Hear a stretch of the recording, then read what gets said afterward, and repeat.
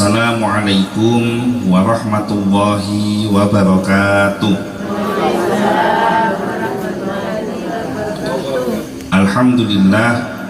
Alhamdulillahilladzi anzalas sakinata fi qulubil mu'minin liyazdadu imanan ma'a imanihim. Asyhadu an la ilaha illallah wahdahu la syarikalah wa asyhadu anna Muhammadan abduhu wa rasuluh la nabiyya wa la rasula ba'dah. Allahumma salli wa sallim ala sayyidina Muhammad al-fatih lima ughliqa wal khatimi lima sabaqa nasiril haqqi bil haqqi wal hadi ila siratikal mustaqim wa ala alihi haqqa qadrihi wa miqdarihil azim, amma ba'du. Kepada yang saya hormati dan yang saya muliakan, para alim ulama, para kiai, para ustadz, para guru ngaji, para tokoh masyarakat, wabil khusus kepada tuan rumah Bapak Gatot sekeluarga, hadirin hadirat rahimakumullah. Mudah-mudahan perjumpaan kita pada malam hari ini menjadi wasilah penyebab terkabulnya semua hajat dan keinginan kita, terhapusnya semua dosa-dosa kita, dan kita termasuk di dalam golongan umat yang mendapatkan syafaat dari Nabi Muhammad SAW. Pada malam hari ini kita sampai pada kajian surat Al-Baqarah ayat yang ke-62. A'udzu billahi minasyaitonir rajim. Bismillahirrahmanirrahim.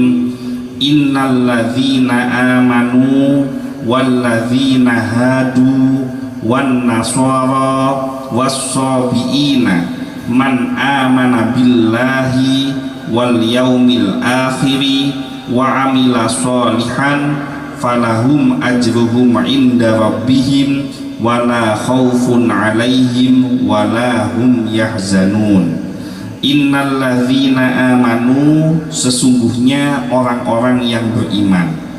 Apa yang dimaksud orang-orang beriman di dalam Islam?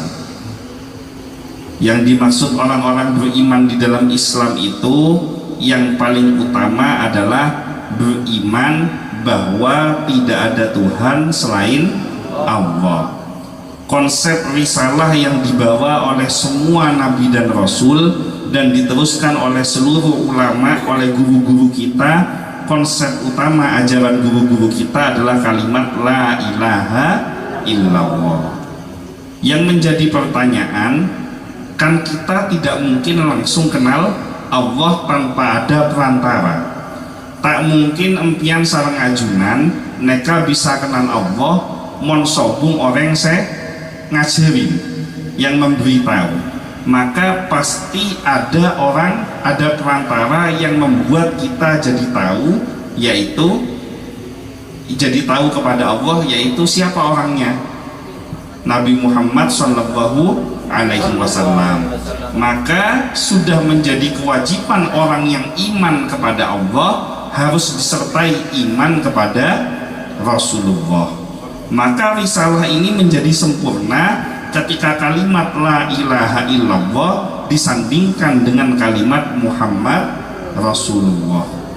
Bahkan dalam setong riwayat ketika Nabi Adam alaihi salam sareng ibu Hawa lestarena ada buah khuldi petoron sareng Allah dari swarga diturunkan ke dunia, dihukum oleh Allah. Dalam riwayat Nabi Adam neka diturunkan di India. Dalam sebuah riwayat ibu Hawa diturunkan setong daerah Arab namanya Jeddah. Jeddah neka asalnya dari bahasa Arab Jeddah. Jeddah neka bahasa Indonesianya nenek. Mon Madura apa nenek neka? Nyai. Jadi Jeddah neka nyai. Nah, apa maibui nama Jeddah? Karena nyai si paling tua, yaitu ibu Hawa, diturunkan di daerah tersebut. Dihukum oleh Allah, Nabi Adam dan ibu Hawa dipisahkan selama 40 tahun. Empian coba bayangaki, dosanya sepele, ngakan buah khuldi, bukan melaksanakan dosa yang besar, tetapi hanya menjalankan, melakukan yang dilarang oleh Allah, yaitu dilarang makan buah khuldi. Dihukum oleh Allah 40 tahun tidak berjumpa laki sareng bini. Empian sareng lakena tak ketemu 4 bulan bayi kan pon koseng. Nah Rasulullah, Nabi Adam sareng Ibu Hawa neka 40 tahun tidak pernah berjumpa. Nah akhirnya Nabi Adam neka muncul setong penyesalan. Maka dalam setong kitab diceritakan bahwa Nabi Adam ini bertawassul menggunakan nama Nabi Muhammad SAW untuk mohon ampun kepada Allah. Nah dalam kitab neka ada pertanyaan dari Allah kepada Nabi Adam, arapa beun mak ngakui nama Muhammad sementara beun tak tahu siapa Muhammad neka. Dijawab oleh Nabi Adam, saya ini memang tidak mengenal Nabi Muhammad, saya tidak tahu Muhammad itu siapa. Tetapi ketika Allah menciptakan diriku, ketika engkau menciptakan diriku, dibentuk jasad manusia, jasadnya Adam neka, dimasukkan roh mulai dari soko ongke nyampe ke merepat. Nah ketika merepat neka muka, yang terlihat adalah di arsy-Nya Allah tertulis kalimat la ilaha illallah Muhammadur Rasulullah. Maka siapapun Muhammad ini, ketika namanya bersanding dengan namamu ya Allah, pasti dia adalah makhluk yang paling mulia, pasti dia adalah kekasih yang paling engkau cintai. Maka aku bertawassul menggunakan nama Muhammad untuk mohon ampun atas dosa yang pernah aku lakukan. Maka turunlah ayat fatalaqqa adama mir rabbih kalimatin fataba alaihi. Mereka pernah bahas dalam Al-Baqarah di ayat-ayat yang sebelumnya. Fatalaqqa adama, Nabi Adam mereka mendapatkan pembelajaran dari Allah kalimatin, beberapa kalimat, fataba alaihi, dengan beberapa kalimat ini maka Allah mengampuni, menerima taubatnya.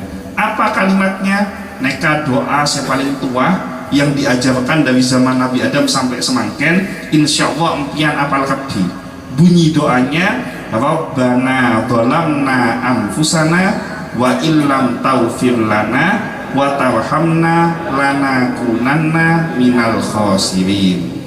Jadi orang yang beriman itu nomor setong pembelajaran yang paling inti adalah mengimani bahwa tidak ada Tuhan selain Allah. Maka dalam Islam neka puncak pembelajaran tertinggi adalah belajar mengenal Allah, sehingga ketika sudah kenal kepada Allah muncul yang namanya mahabbatullah, rasa cinta kepada Allah. Dan tidak mungkin kita bisa kenal kepada Allah kalau tidak ada perantara manusia yang mengenalkan Allah kepada kita, yaitu para nabi dan rasulnya, khususnya Nabi Muhammad Sallallahu Alaihi Wasallam. Yang menjadi pertanyaan selanjutnya, Nabi Muhammad neka sobu ngomor 1400 tahun yang lalu pon lahir dia 1400 tahun selambe neka ampian pon lahir belum kan? Nah pertanyaannya, kalau 1400 tahun yang lalu Rasulullah sudah wafat, sedangkan kita saat ini baru lahir, baru hidup, yang menjadi pertanyaan, bagaimana kita bisa mengenal Allah dengan ajaran yang dibawa oleh Rasulullah? Maka untuk tahu ajarannya Rasulullah harus ada buku panduannya, kudu beda buku petunjuknya. Nah apa buku petunjuknya? Yaitu Al-Quran. Maka yang dinamakan innalladzina amanu, sesungguhnya orang-orang yang beriman itu, maka dia wajib iman kepada Allah. Nah untuk iman kepada Allah butuh perantara supaya kenal kepada Allah, yaitu Nabi Muhammad SAW. Maka tidak sah imana dan gula sareng ajunan monta iman kepada Nabi Muhammad SAW. Dan keimanan kita akan lebih sempurna lagi kalau kita mengimani risalah yang dibawa oleh Rasulullah yang wujudnya ada sampai saat ini, yaitu Al-Quranul Karim. Maka Al-Quranul Karim ini apapun yang disampaikan di dalamnya, wajib hukumnya kita harus imani. Tidak boleh ada sangkalan tidak boleh ada keraguan sedikit pun di dalam apa yang ada di dalam Al-Quran ini, sesuai dengan ayat yang semua kita hafal, dzalikal kitabu la raiba fihi hudal lil muttaqin. Al-Quran tidak ada keraguan di dalamnya kecuali Al-Quran tidak ada keraguan di dalamnya sebagai petunjuk untuk orang-orang yang bertakwa. Jadi memang lebih menarik sepatu nyit-nyit daripada Ustadz Abenta. Ustadz Abenta saya ngabus du ketondu sana beda nak kanak kenik yang kui sepatu nyit-nyit langsung atau lekap saya kedi ngakinya ke apa. Innal ladzina amanu, sesungguhnya orang-orang yang beriman. Kayak ngaen neka. Pertama iman kepada Allah, baru sempurna imannya kalau ada iman kepada Rasulullah. Dan Rasulullah kita sudah tidak berjumpa karena tak kecapok, maka untuk mengetahui ajaran Rasulullah dengan mempelajari Al-Quran. Dan di dalam Al-Quran ini diajarkan tentang malaikatnya, tentang kitab-kitabnya, kitab-kitab Allah, tentang para nabi dan rasul sebelum Nabi Muhammad SAW, diceritakan tentang hari akhir, diceritakan tentang qadha dan qadar dan lain sebagainya. Maka itu bagian dari iman kepada Allah Subhanahu wa ta'ala. Walladzina hadu, dan orang-orang Yahudi neka. Dalam kitab tafsir Ibnu Katsir diceritakan bahwa kenapa kok diberikan nama Yahudi. Pendapat ulama pertama, karena Yahudi ini asal katanya dari hawada, satu akar kata dengan tahawud, maksudnya adalah orang yang bertobat. Nah, kenapa kok dinamakan orang yang bertobat? Apa ma'edwinya ma orang yang tobat? Dalam ayat-ayat sebelumnya kita sudah belajar bahwa Yahudi neka pernah melakukan satu dosa yang sangat besar. Apa dosanya? Ketika Nabi Musa bermunajat di Bukit Tursina untuk menerima kitab Taurat selama 40 hari, bangsa Yahudi neka, umat Yahudi, bukannya menanti sabar kedatangan Nabi Musa, tapi justru membuat patung anak sapi dan kemudian menyembah patung anak sapi tersebut. Apa sepatu nyipaya leade bayi nih kah? Masih mau lihat dulu atau saya teruskan? Kalau masih mau lihat dulu tidak apa-apa, dilihat dulu ya. Nah, maka orang-orang yang bertobat setelah Nabi Musa pulang marah dengan apa yang dilakukan oleh bangsa Israel, kemudian turun syariat Allah bahwa yang menyembah patung anak sapi ini diperintahkan untuk apa hukumannya? Faqtulu anfusakum, diperintahkan untuk dihukum mati. Jadi cuman lambek neka, syariatnya Nabi Musa sangat keras. Orang yang sudah beriman kemudian musyrik hukumannya mati. Maka banyak yang meninggal sehingga Nabi Musa ini bersedih mohon kepada Allah untuk ada pengampunan dari Allah, barokah syafaat doanya Nabi Musa, maka bangsa Israel diselamatkan dari hukuman mati. Ada yang kena hukum mati, ada yang selamat. Nah, mereka yang selamat ini bertaubat. Nah, orang yang bertaubat dalam bahasa Arab disebut tahawud. Tahawud itu seakar kata dengan Yahudi. Maka orang Yahudi itu adalah orang-orang yang bertaubat. Nah, ada yang mengatakan lagi, pendapat ulama, Yahudi ini dinisbatkan dengan anak tertua dari Nabi Yakub. Nabi Yakub neka endi anak laki total 12 orang. Anak saya paling tua namanya Yahuda. Maka Yahudi ini nisbat mengambil nama dari anak yang paling tua dari Nabi Yakub, yaitu Yahuda. Jadi neka Yahudi. Nah, orang Yahudi neka masuk ke dalam surga dengan catatan ketika Nabi Musa hadir dengan membawa risalah kitab Tauratnya, mereka mengimani sungguh-sungguh ajaran yang dibawa oleh Nabi Musa. Iman tentang Allah, meyakini tentang adanya hari akhir, meyakini tentang ramalan kedatangan Nabi Muhammad Shallallahu Alaihi Wasallam, maka mereka akan dimasukkan surga oleh Allah dan mendapatkan pahala. Tetapi ketika sampai masanya Nabi Isa alaihissalam dengan risalah Injilnya, mereka sudah tidak boleh menggunakan kitab Taurat lagi, tapi harus ganti iman kepada Nabi Isa, ganti mengimani, mengikuti hukum-hukum yang dibawa dalam ajaran Injil, bukan meniadakan Taurat, karena Injil adalah kesempurnaan dari kitab Taurat. Jadi napa sekurang dalam kitab Taurat mereka sempurna lagi dalam kitab Injil. Dan umat yang hidup pada zaman Nabi Isa tahu tentang ajaran yang dibawa oleh Nabi Isa, maka sudah tidak boleh lagi mengikuti ajaran undang-undang yang dibawa oleh Nabi Musa. Dia harus sepenuhnya mengikuti ajaran yang dibawa oleh Nabi Isa. Kurang lebih pada kan ki buru pilihan petenggi. Kita ngomong tentang politik, kurang lebih umpama semakin empian audit zemana Presiden Jokowi.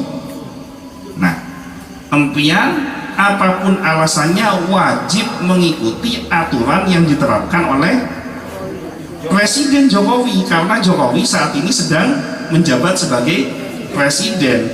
Tidak mungkin walaupun kita orang NU, kita sangat menghormati Kiai Abdurrahman Wahid, kita sangat kagum, ta'zim kepada Gus Dur, undang-undang zaman Gus Dur yang tidak dipakai pada zaman semangken, mereka tidak boleh dipaksakan untuk digunakan kembali. Kenapa? Karena era kepemimpinannya sudah habis, harus mengikuti pemimpin yang sedang berkuasa saat ini. Gampang naik nikah. Jadi orang Yahudi seodi ejemana Nabi Isa, pernah bertemu dengan Nabi Isa langsung, pernah mendengar ajaran risalah yang dibawa oleh Nabi Isa, pernah mendapatkan pelajaran dari kitab Injil, maka dia tidak boleh memaksakan kitab Taurat yang mana mungkin ada yang sudah direvisi di dalam kitab Injil. Karena abejeng kebi Nabi mereka abejeng, tapi cara sholatnya masing-masing Nabi mereka tak pada sesuai dengan syariatnya masing-masing. Ada syariat yang dipertahankan dari zaman Nabi Adam sampai semangken. Ada masalah ubudiyah ibadah yang zaman dulu dibolehkan, zaman sekarang tidak dibolehkan. Contoh, zaman Nabi Musa, neka orang laki mon mandi alam sareng apolong neka teka abengkan tak ngangkui kelambi, neka diperbolehkan. Reng bini sareng reng bini apolong mandi ngabes aurata abengkan, mereka diperbolehkan zaman Nabi Musa. Tapi zamannya Rasulullah, umatnya Nabi Muhammad tidak boleh memperlihatkan auratnya, apalagi aurat yang vital, walaupun kepada sesama jenis. Orang laki-laki tidak boleh mempertontonkan auratnya secara total, abengkan sampai dilihat walaupun pada laki-laki. Nah, saya bini juga seneka teka pada bini atau oleh abengkan sehingga saling melihat. Maka kalau ada pondok pesantren ini perlu direvisi, santrinya mandi bareng-bareng, laki sama laki abengkan kabi, mereka menyalahi syariat. Reng bini apolong sareng reng bini mandi kabi abengkan kabi, mereka menyalahi syariat. Nah, ini contoh. Maka tidak mungkin kita memaksakan syariat zamannya Nabi Musa dulu oleh abengkan mon laki pada laki pas mandi, ini tidak bisa dipaksakan syariat pada zaman sekarang. Nah, maka siapapun orang Yahudi yang tetap memaksakan syariatnya Nabi Musa ketika Nabi Isa sudah hadir, maka dia termasuk dalam golongan orang yang ingkar, orang yang mengingkari Allah dan Rasulnya. Walladzina hadu, yaitu orang-orang Yahudi, wan nasoro, dan orang-orang Nasrani. Orang-orang Nasrani ini menurut para ulama, kenapa kok dikasih nama Nasrani? Pertama, Nasrani itu asal katanya dari Nasoro Yansuru, yaitu orang yang mendapatkan pertolongan.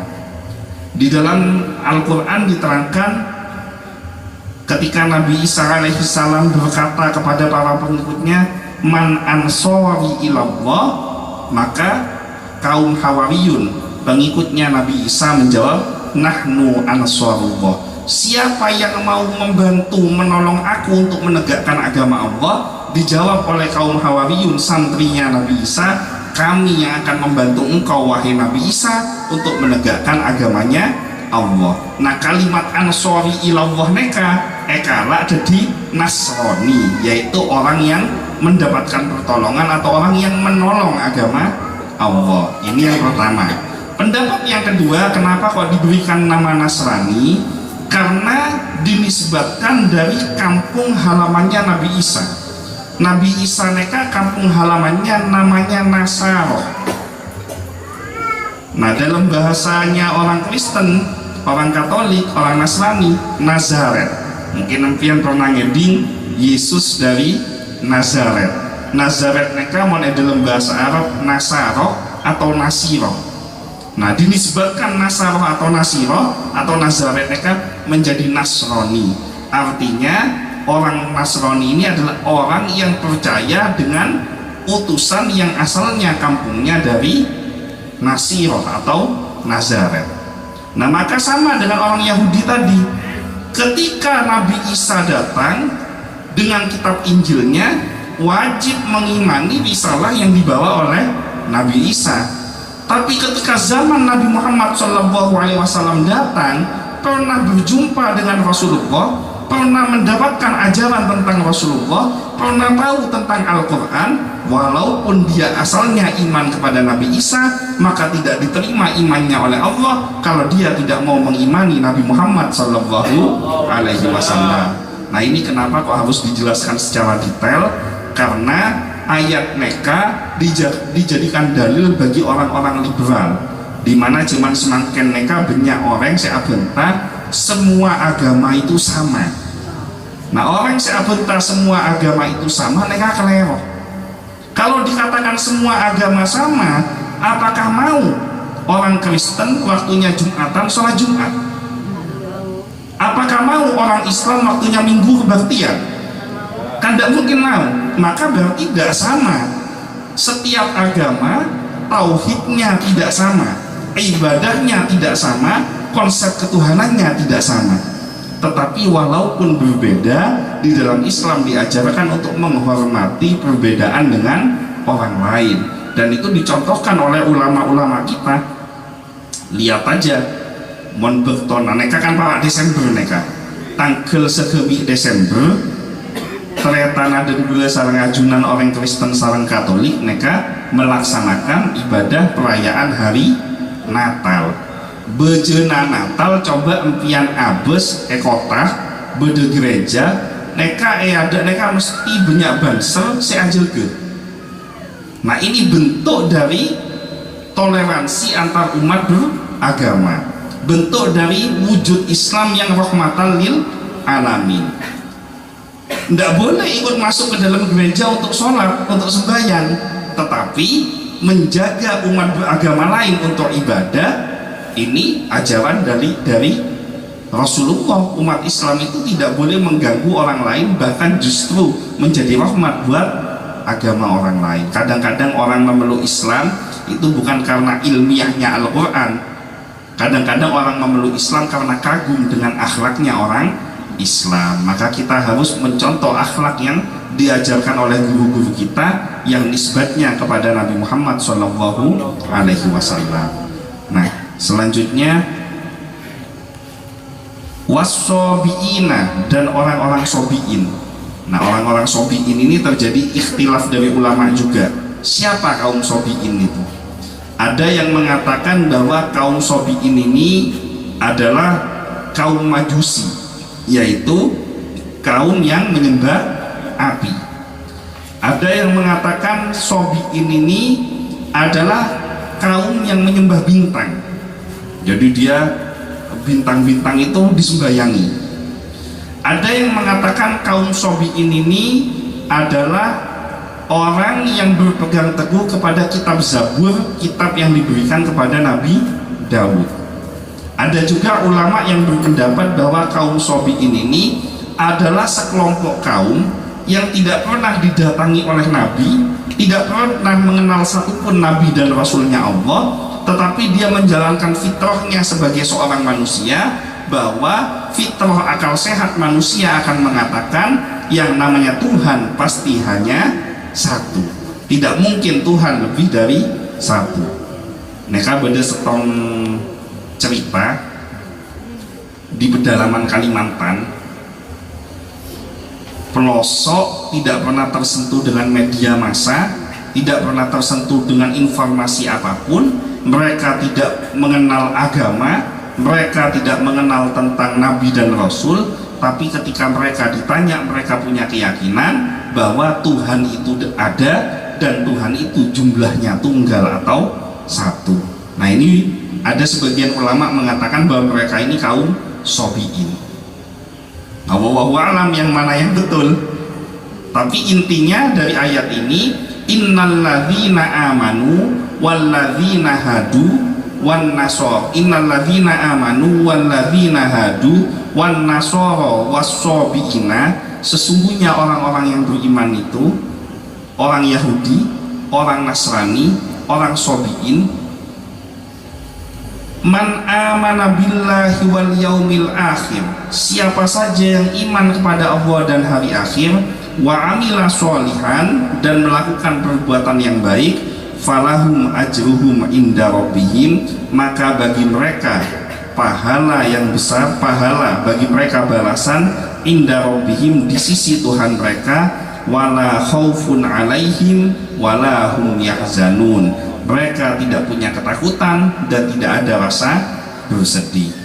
Jadi ayat ini asbabun nuzulnya, ketika saya baca di kitab tafsir Ibnu Katsir, salah seorang sahabat Nabi yang namanya Salman Al-Farisi, neka asala agamana Majusi, suatu saat berkumpul dengan para sahabat, berjumpa dengan Rasulullah, menceritakan tentang kebiasaan orang-orang terdahulu yang mereka puasa sebagaimana puasanya umatnya Nabi Muhammad, mereka ibadah sebagaimana ibadahnya umatnya Nabi Muhammad, dan mereka iman bahwa akan datang Nabi akhir zaman, yaitu Nabi Muhammad Sallallahu Alaihi Wasallam.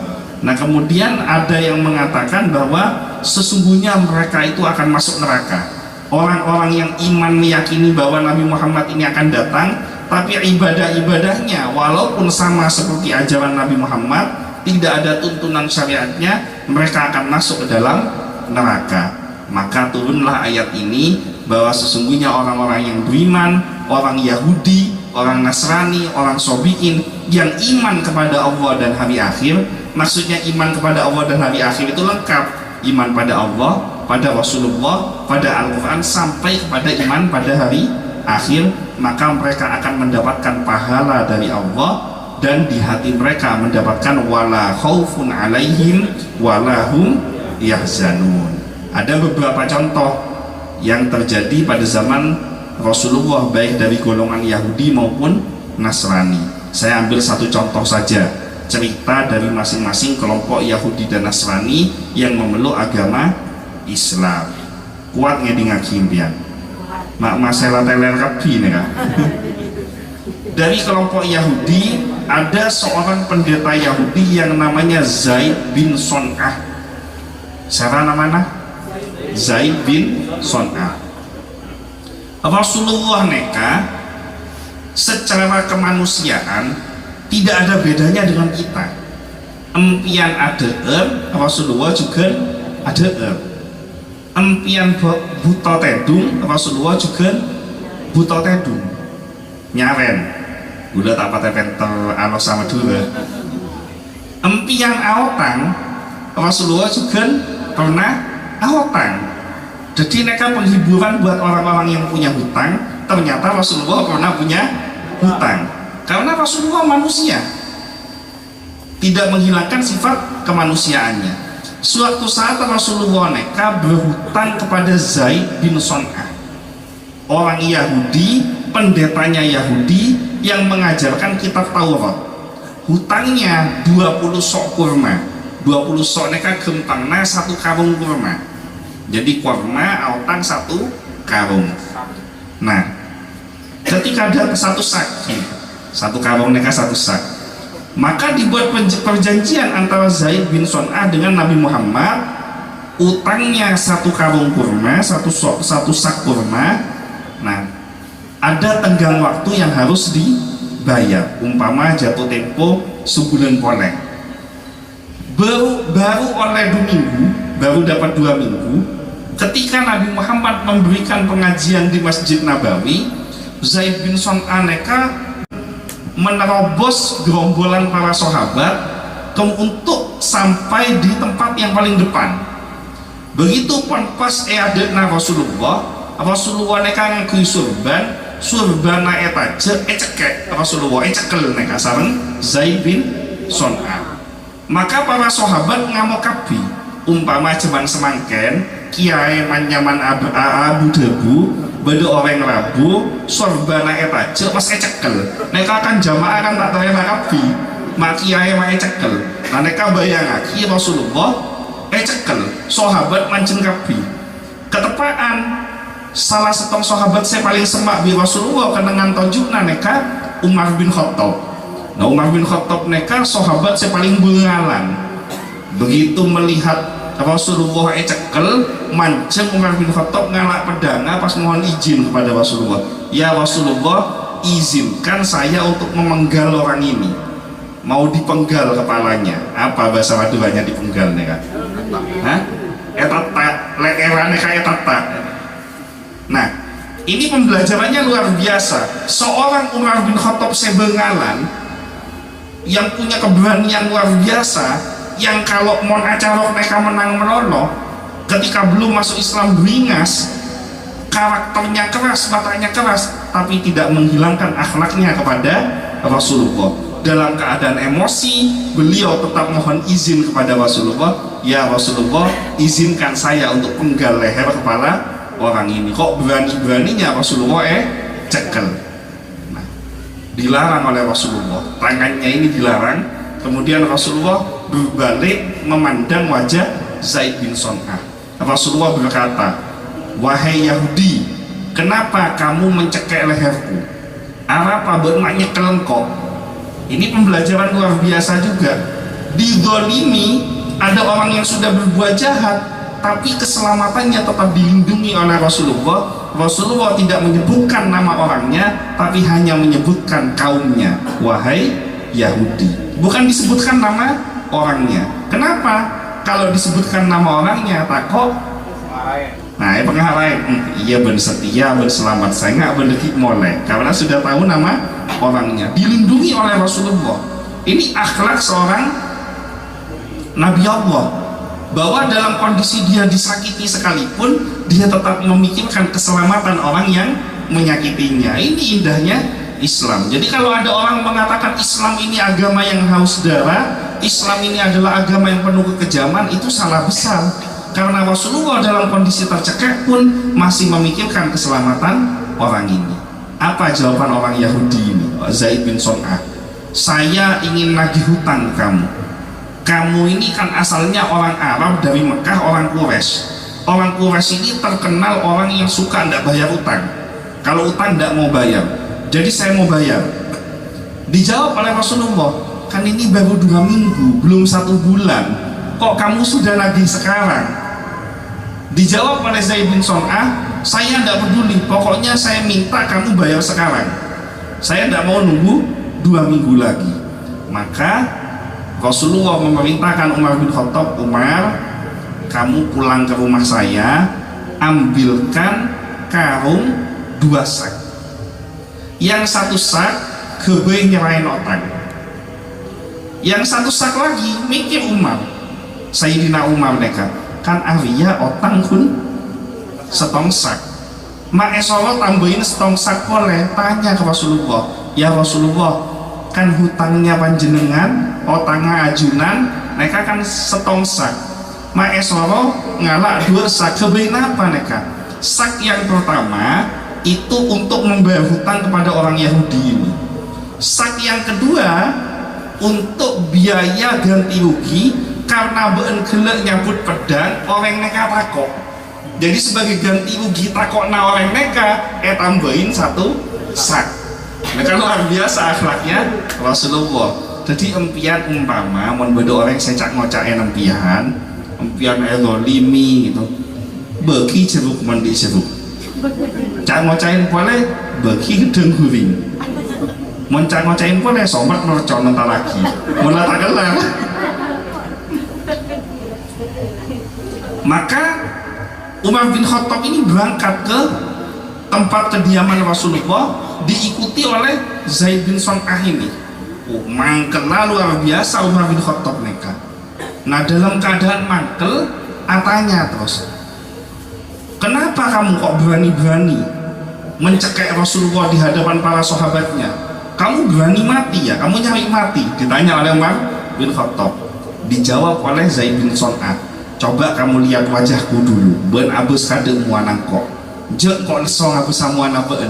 Be abus kade tang mua ben kenal jek engkau. Begitu dilihat wajahnya kaget Umar bin Khattab. Loh kamu kan Zaid bin Son'ah.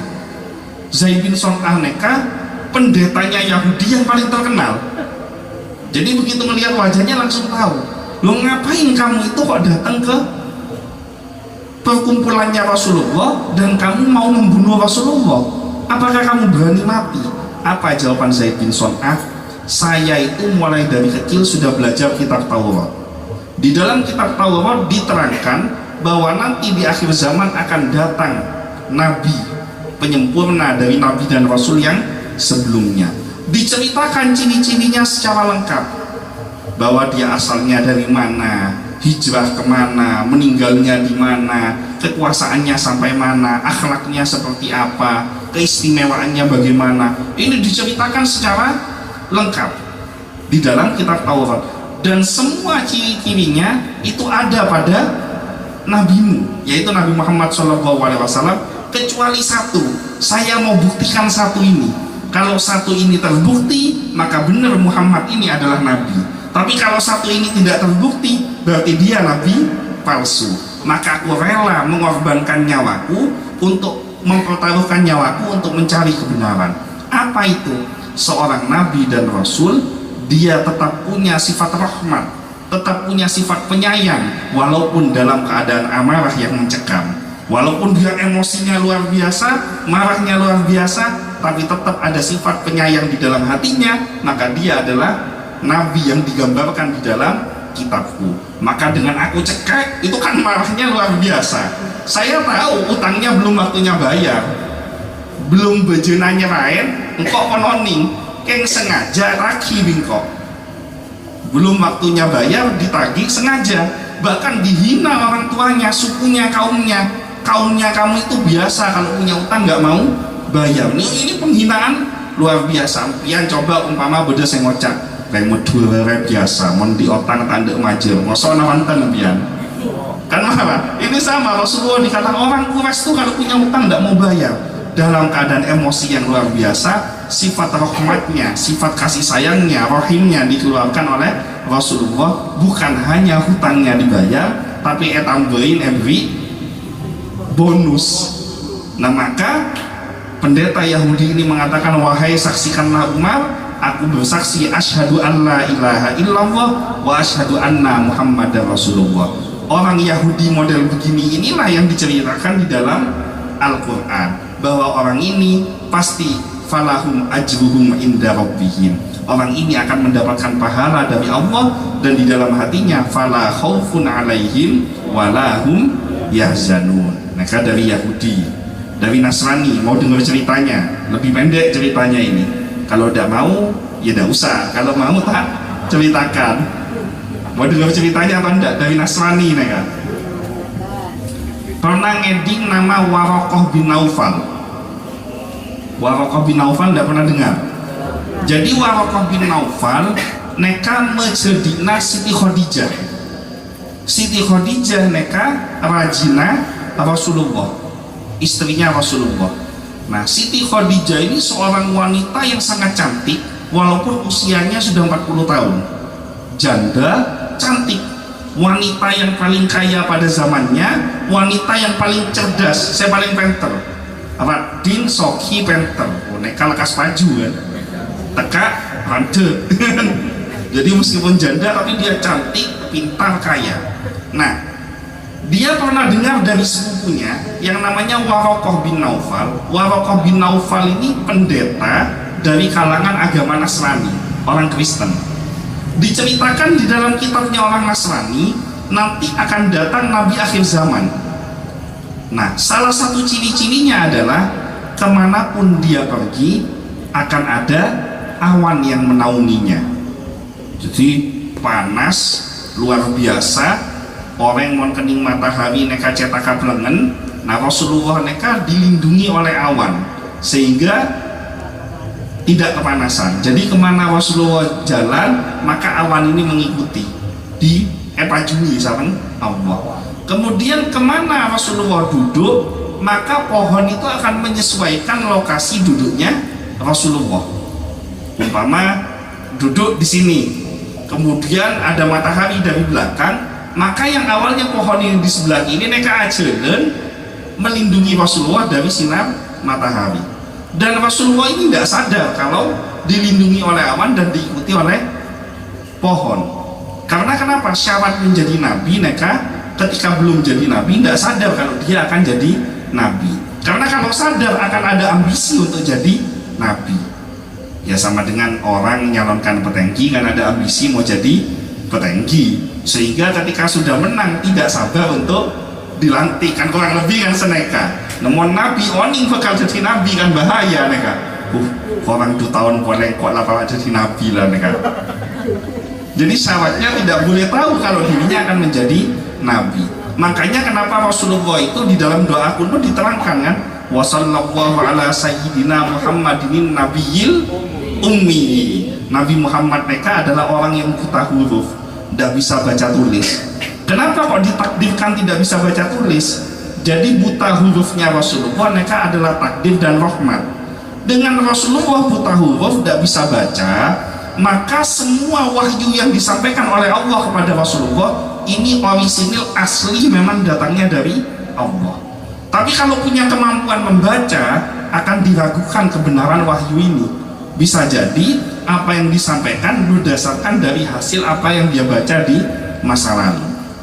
Jadi Rasulullah ini tidak bisa baca tulis. Kalau Rasulullah tidak bisa baca tulis itu rahmat. Tapi kalau kita tidak bisa baca tulis berarti bunggen. Sehingga di waktu itu Siti Khadijah mendapatkan informasi ciri-ciri seorang pemuda usianya 25 tahun itu ada ciri-ciri seperti yang disampaikan oleh majidiknya Waraqah bin Naufal. Nah, Siti Khadijah ini wanita cerdas, kepingin diperistri oleh Nabi. Orang zaman semangken kurang lebih kepingin dinikahi oleh orang yang soleh, minimal alumni pesantren sender, kurang lebih seperti itu. Sehingga diperintahkan punya budak, punya pembantu namanya Maisarah. Maisarah laki-laki.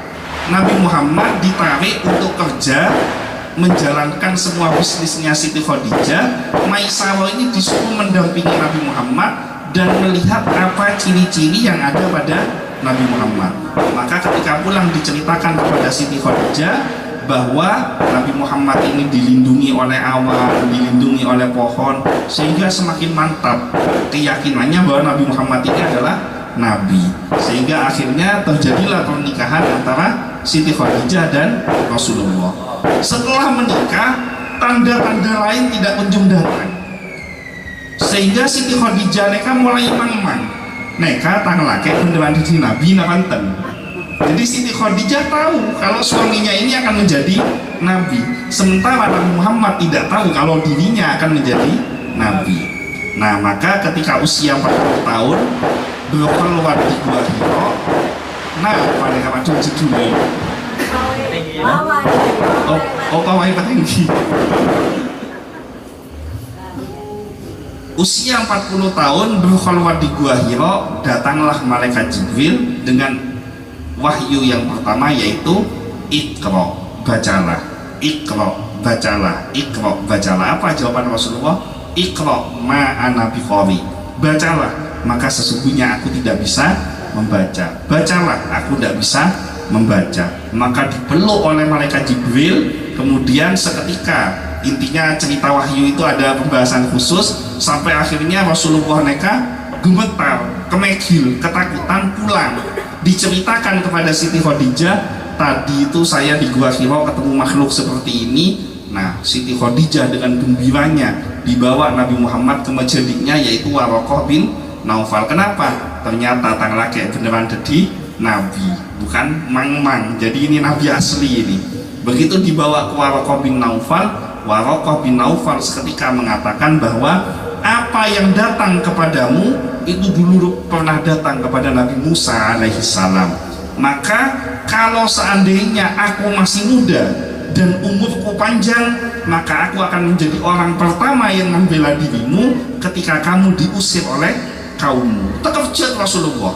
Ini secara akal kan tidak masuk akal kalau saya diusir oleh kaum saya. Kenapa? Karena Rasulullah berasal dari keluarga yang terhormat, cucunya Abdul Muthalib. Abdul Muthalib ini penjaga kunci Ka'bah yang menemukan air Zam-Zam setelah sekian lama menghilang, dihormati. Kan tidak mungkin ibaratnya kalau sekarang cucunya kiai besar diusir sama kaumnya, ini kan mustahil. Umpama saya paling gampang pon, umpama Ki As'ad di Kompoi, Ki As'ad Sukoharjo di Kompoi, kan mustahil kompoinya mereka bakal diusir oleh kaumnya. Sehingga Rasulullah ini berpikir bagaimana mungkin saya akan diusir oleh kaumnya. Dijawab oleh Waraqah bin Naufal, sesungguhnya setiap manusia yang didatangi oleh makhluk tadi akan ditakdirkan pasti akan diusir oleh kaumnya. Coba kita lihat sirahnya Nabi dan Rasul. Semua Nabi dan Rasul pasti mengalami pengusiran dari kaumnya. Nah, maka Waraqah bin Naufal ini yang beragama Kristen ini, yang beragama Nasrani ini termasuk di dalam ayat ini. Innalladzina amanu walladzina hadu wan nasara was-sabiina man amana billahi wal yaumil akhir falahum ajruhum inda rabbihim. Maka orang-orang ini akan mendapatkan pahala dari sisi Allah Subhanahu wa ta'ala. Jadi keliru besar kalau ada orang yang mengatakan zaman sekarang semua agama itu sama, Islam, Kristen, Yahudi, Katolik, Buddha, Hindu semua sama, semuanya nanti sama-sama masuk surga. Nah, ini tidak sesuai dengan akidahnya umat Islam. Yang dimaksud sama ajaran kebaikannya, tapi konsep ketuhanannya tidak sama, konsep ibadahnya tidak sama. Nah, kalau ini kita mengiyakan, oh iya ya semua agama sama, maka keimanan kita perlahan-lahan akan terkikis. Akhirnya ayo hari Minggu ikut saya ke gereja. Kenapa? Semua agama sama. Nanti ada ibadahnya orang Hindu, ayo ikut saya ke pura. Kenapa? Semua agama sama. Ini kan bahaya. Jadi yang sama ajaran kebaikannya, tapi tauhidnya tidak sama. Agama yang kita imani sebagai agama yang paling benar di dalam konsep ketuhanannya yaitu agama Islam. Penutup dari ayat ini, wala khaufun alaihim wala hum yahzanun. Siapa yang iman kepada Allah dan hari akhir, dia orang yang senang melakukan kebaikan, maka tidak ada kekhawatiran dan tidak ada rasa sedih. Apa bedanya takut dengan sedih? Takut neka adalah perasaan kekhawatiran atas sesuatu yang belum terjadi. Neka namanya takut, belum kejadian takut. Takut kecelakaan, kan belum jalan itu, tapi takut kecelakaan. Takut mate, kan belum mate, pun takut. Coblosan takut kalah, kan belum, masih mau semakin kan lestari. Jadi belum, itu namanya takut. Sedih itu adalah reaksi perasaan terhadap sesuatu yang sudah terjadi.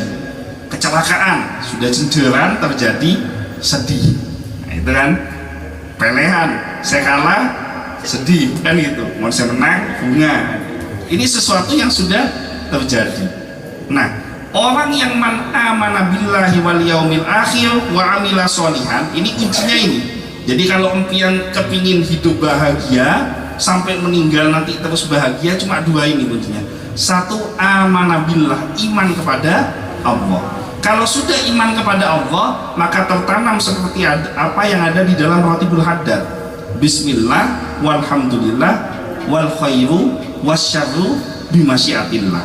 Punya keimanan, keyakinan hal baik atau hal buruk yang menimpa kita semuanya bimasyiatillah, atas kehendak Allah.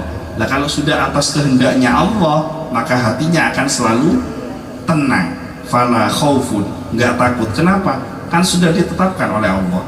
Kita dapat pembelajaran yang luar biasa dengan kurang lebih sekitar 10 hari yang lalu guru kita diuji oleh Allah berduka. Ki Ahmad Azaim Ibrahimi, putranya usia 6 tahun dicabut, diangkat, wafat.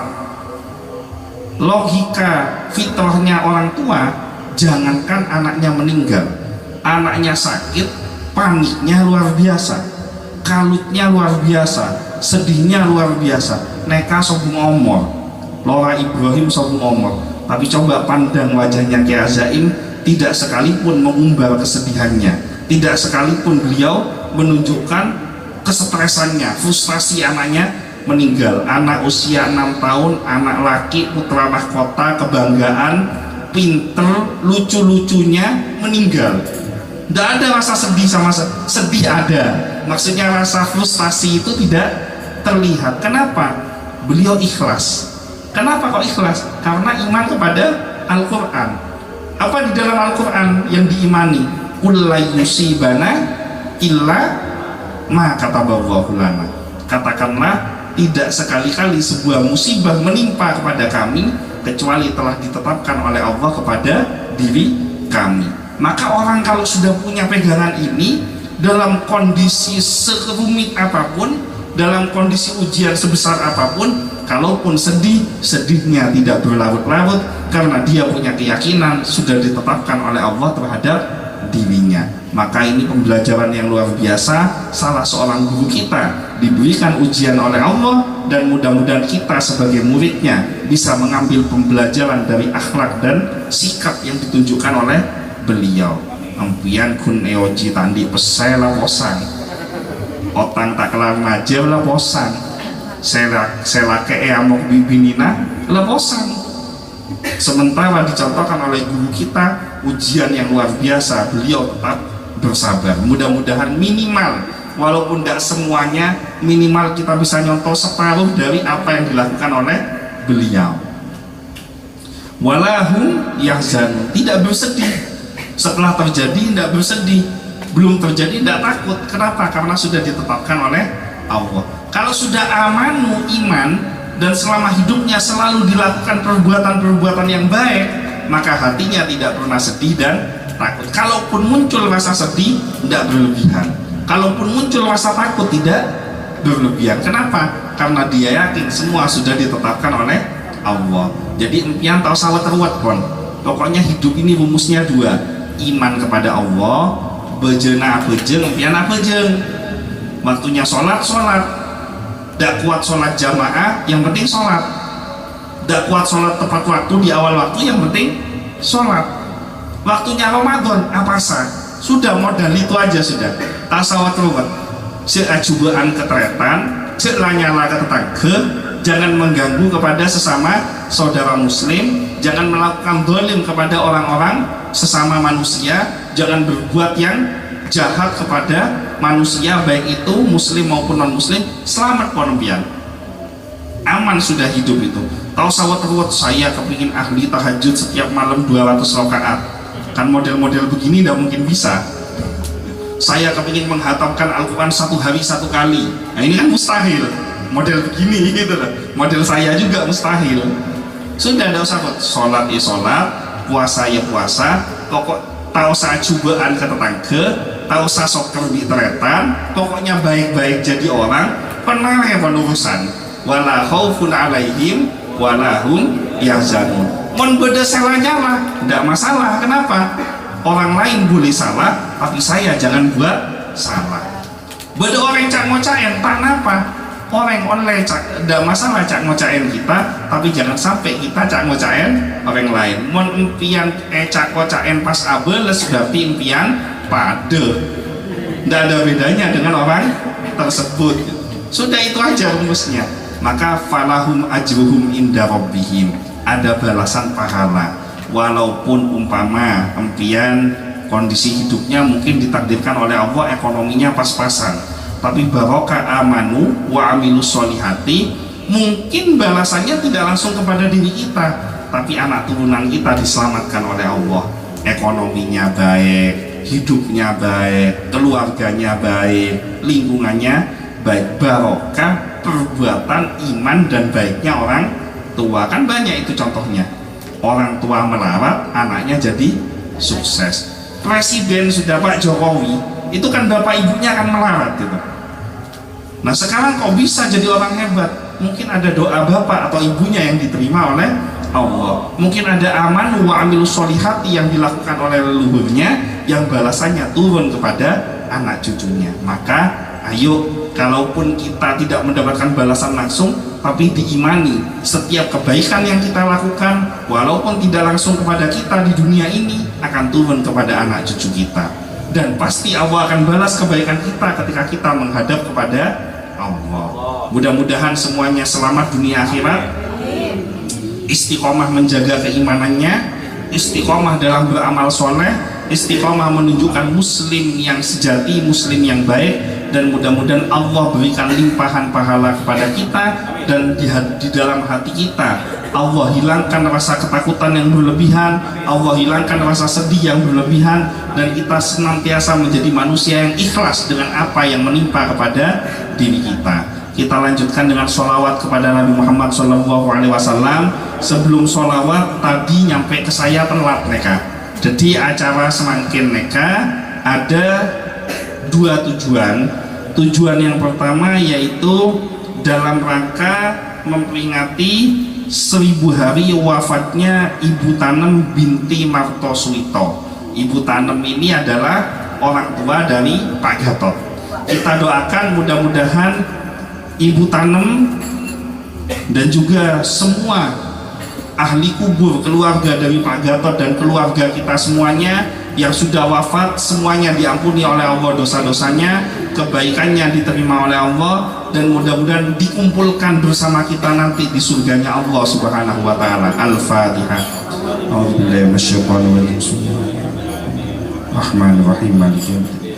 Iyyaka na'budu wa iyyaka nasta'in. Shiratal mustaqim. Shiratal ladzina an'amta 'alaihim. Al-Fatihah yang selanjutnya untuk ahli kubur dari keluarga Pak Gatot, yaitu almarhum Bapak Rianto atau Sujoto bin Maksum, almarhum Bapak Haji Abdurrahim, almarhum Bapak Maksum bin Hawa, almarhumah Ibu Sophia binti Hodin, almarhum Haji Zainal bin Saman, untuk seabebet tanah Pucanganom, seabebet tanah rumah yang ditempati. Mudah-mudahan Allah mengampuni semua dosa-dosanya, menerima semua kebaikannya, dan dikumpulkan bersama kita di surganya Allah Subhanahu wa Ta'ala. Al-Fatihah. Iyyaka na'budu wa iyyaka nasta'in. Shiratal ladzina an'amta 'alaihim. Yang kedua, tujuan acara ini diselenggarakan, Majelis Insan Kamil diselenggarakan pada malam hari ini di tempat ini dalam rangka syukuran sekaligus doa bersama dengan keluarnya produk sabun cuci baru mereknya Thohir. Sudah tahu belum? Ada contohnya? Thohir? Ada yang namanya Thohir di sini? Thohir itu artinya suci. Maksudnya alat ini digunakan untuk bersuci. Sudah dapat semua Thohir? Jadi sudah dapat bonus. Nah, kita doakan mudah-mudahan bisnis ini jadi berkembang, barokah, dan harta yang didapatkan bisa digunakan untuk menolong agamanya Allah. Al-Fatihah. Bismillahirrahmanirrahim. Alhamdulillahirabbil alamin arrahmanirrahim maliki yaumiddin. Iyyaka na'budu wa iyyaka nasta'in. Shiratal ladzina an'amta 'alaihim. Terakhir, sebelum sholawat kepada Nabi Muhammad SAW, saya menghimbau kepada seluruh umat Islam yang hadir pada malam hari ini untuk membiasakan belanja dengan mengutamakan kepada saudara-saudara sesama muslim. Ada dua toko, satu tokonya muslim, satu tokonya non muslim. walaupun yang muslim lebih mahal sedikit, belanja di situ. Kenapa? Karena kalau yang muslim itu ketika dia dapat uang, sebagian hartanya akan ada kewajiban untuk bayar zakat, ada kemungkinan untuk sodako, dan itu uangnya digunakan untuk kepentingan agama Allah. Ada sodako untuk pondok pesantren, untuk madrasah, untuk bantu anak-anak yatim piatu, untuk bantu fakir miskin. Jadi bukan dilarang belanja kepada toko non muslim ya, ini hati-hati, jangan dipelintir. Saya tidak pernah melarang siapapun belanja ke toko non muslim, tapi utamakan belanja kepada sesama saudara muslim. Loh, ini kenapa kok Ustadz ini kok sara ini? Maksudnya sara itu bukan sara Madura, maksudnya kok seolah-olah mementingkan satu golongan. Ya wajar, saya punya saudara buka toko, di sebelahnya orang tidak kenal, saudara saya lebih mahal, yang saya nggak kenal jualnya lebih murah. Normalnya saudara yang baik beli ke saudaranya atau beli ke saudaranya. Ya wajar kita sebagai seorang muslim belanja kepada sesama muslimnya. Kelas warung ada saudara muslim, minimarket ada saudara muslim. Apa minimarket yang punya muslim? Contoh Basmalah, itu kan punyanya saudara muslim. Sodako belanja ke Basmalah, sodako untuk pembangunan pondok pesantren Sidogiri. Jadi biasakan seperti itu. Nah, kalau ini dilakukan, ekonomi umat Islam semakin berkembang, maka insya Allah zakat akan tersalurkan dengan benar dan orang-orang fakir miskin akan mendapatkan haknya. Yang paling besar supermarket, belanja ke yang utamakan ke yang muslim. Di Jember ada supermarket paling besar, supermarket besar namanya Transmart. Transmart ini punyanya Khairul Tanjung. Kita cukup bangga, biasanya orang terkaya di Indonesia diisi oleh orang-orang non muslim, tapi Khairul Tanjung ini menduduki posisi orang terkaya nomor 3 di Indonesia, asli orang Islam. Jadi kita utamakan belanja kepada saudara-saudara yang muslim. Dan kalau belanja jangan dibiasakan naber salah gelu. Kenapa? Karena orang yang jualan, mereka itu untungnya digunakan untuk menafkahi anaknya, menafkahi istrinya. Yang jual juga ngambil untung, jangan salah gelu. Iya, yang jual ambil untung sewajarnya. Mudah-mudahan semua barokah, barokahnya sholawat, barokahnya yasinan, barokahnya kita ngaji bersama, usaha kita, ekonomi kita, keuangan kita, semuanya dilancarkan oleh Allah dan barokah. Kita lanjutkan dengan sholawat kepada Nabi Muhammad SAW. Shallu ala Nabi Muhammad.